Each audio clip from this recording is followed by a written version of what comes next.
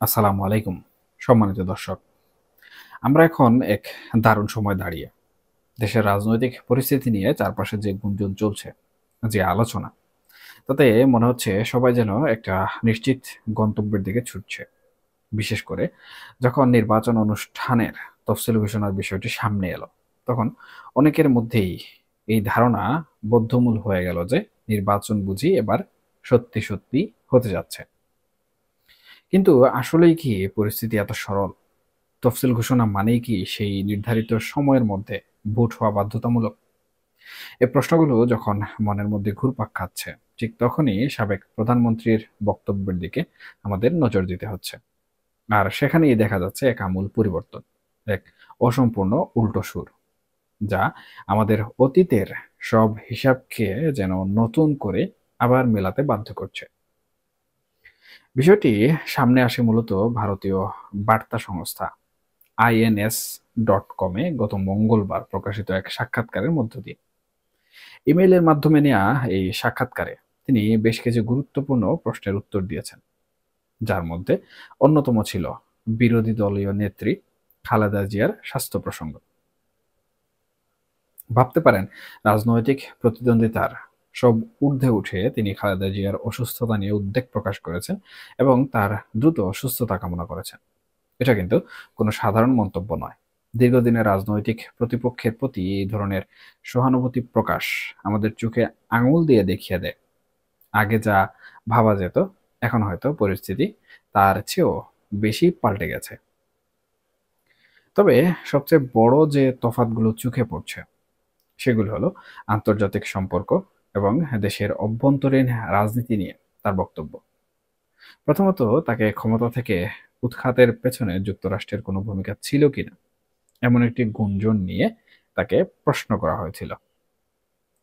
তার উত্তরে তিনি সরাসরি বলেছেন, প্রকাশ্যে যুক্তরাষ্ট্র জড়িত থাকার কোনো নিশ্চিত প্রমাণ এখনো পাওয়া যায়নি। তিনি আরও যোগ করেছেন, প্রমাণ ছাড়া যদি এমন অভিযোগ করা হয়, তাহলে দেশের স্থিতিশীলতা রক্ষা, জবাবদিহি প্রতিষ্ঠা বা জাতীয় ঐক্যের মতো গুরুত্বপূর্ণ কাজগুলো থেকে মনোযোগ সরে যেতে পারে। এই বক্তব্যটিকে যখন আমরা তার আগের মন্তব্যের সঙ্গে মেলাই, তখন বিষয়টা আরো চমকপ্রদ হয়ে ওঠে।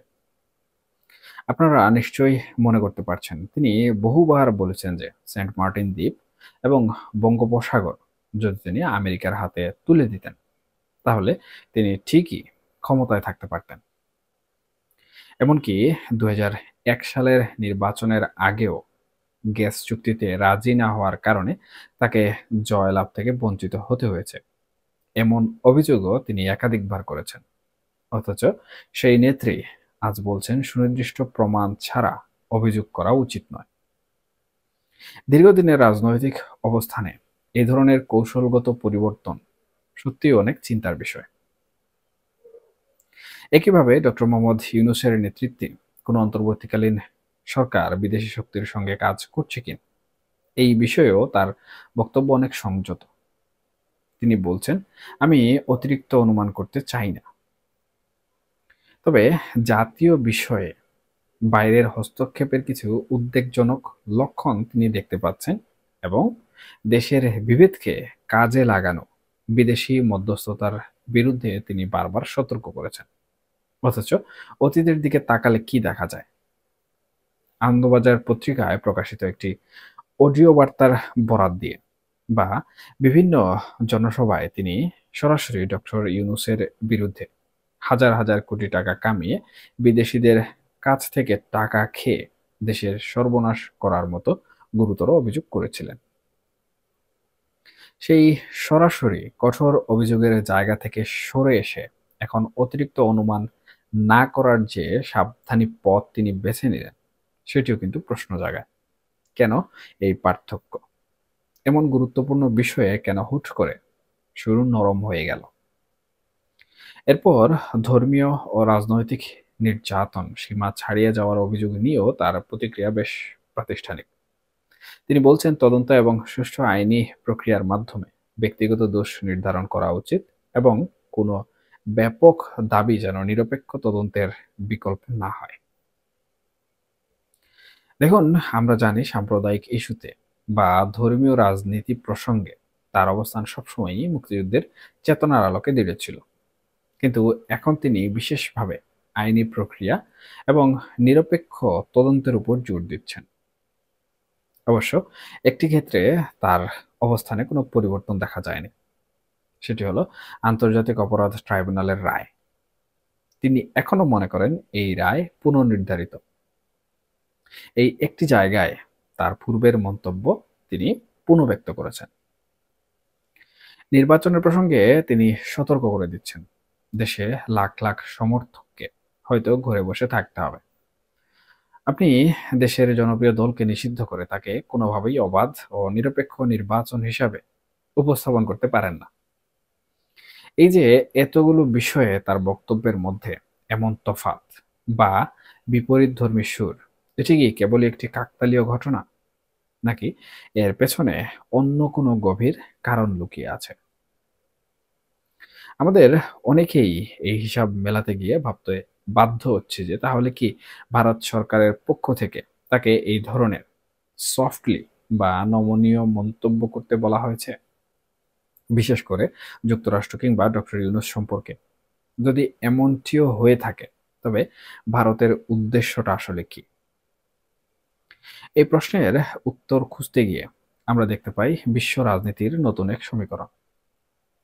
যুক্তরাষ্ট্র ও ভারতের মধ্যে যে সম্পর্কের নতুন গাঁটছড়া তৈরি হচ্ছে, বিশেষ করে ইন্দো প্যাসিফিক স্ট্র্যাটেজিতে, সেখানে বাংলাদেশের অবস্থান অত্যন্ত গুরুত্বপূর্ণ। মনে হচ্ছে এই নতুন সমীকরণের জায়গা থেকে ভারত হয়তো এমন কোনো পরিস্থিতি চাইছে না যা তার নতুন বন্ধু যুক্তরাষ্ট্রের সঙ্গে কোনো ধরনের সংঘাত তৈরি করতে পারে।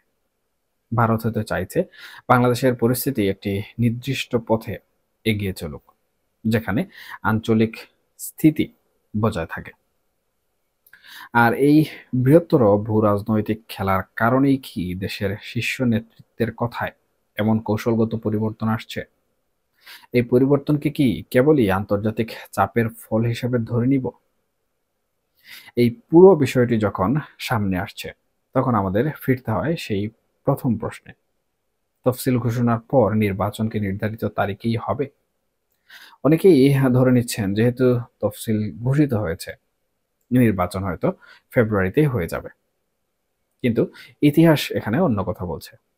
তফসিল ঘোষণা আসলে একটি রোডম্যাপ। কবে মনোনয়ন জমা দিতে হবে, কবে প্রত্যাহার হবে, কবে আচরণবিধি কার্যকর হবে, এসবের একটি নির্দেশিকা।